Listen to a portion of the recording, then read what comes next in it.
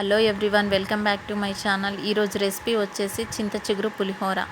చాలా టేస్టీగా ఉంటుంది, సూపర్గా ఉంటుంది. చింత చిగురు దొరికేటప్పుడు అస్సలు మిస్ అవ్వకుండా చేసుకోవాల్సిన రెసిపీ.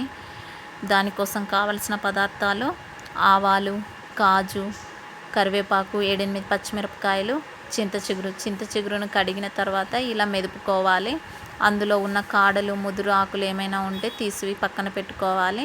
ఇప్పుడు ఒక బౌల్ తీసుకొని అందులో ఆయిల్ వేసుకుంటున్నాను, 2 టేబుల్ స్పూన్లు. ఆయిల్ వేడయ్యాక అందులో కాజు వేసుకొని ఫ్రై చేసుకోవాలి. కొంచెం గోల్డెన్ బ్రౌన్ కలర్ వచ్చేంత వరకు ఫ్రై చేయాలి. బ్రౌన్ కలర్ వచ్చాయి కదా, ఇప్పుడు వేరే ప్లేట్లోకి తీసుకుందాం. అందులోనే నేను ఆవాలు వేసుకుంటున్నాను, పచ్చిమిరపకాయలు కూడా వేసుకుంటున్నాను. ఇవి వేగేంత వరకు మూత పెట్టుకోవాలి. ఇప్పుడు మూత తీసి అందులో కరివేపాకు వేసుకుంటున్నాను.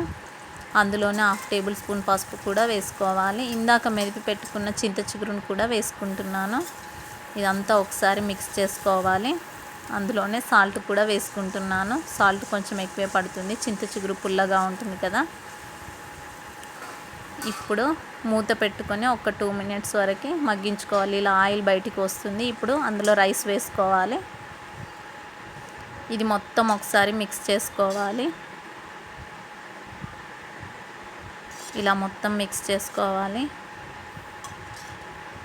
మనం రెగ్యులర్గా చేసుకునే చింతపండు నిమ్మకాయ పులిహోర కన్నా చాలా రెట్లు బాగుంటుంది.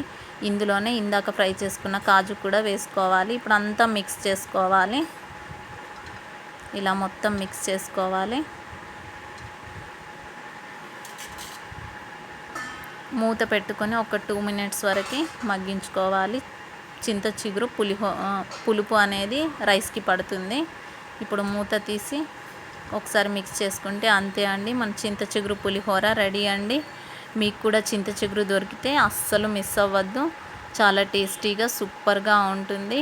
ఈ వీడియో కనుక మీకు నచ్చినట్లయితే లైక్ చేయండి, షేర్ చేయండి, సబ్స్క్రైబ్ చేయండి. Thank you for watching.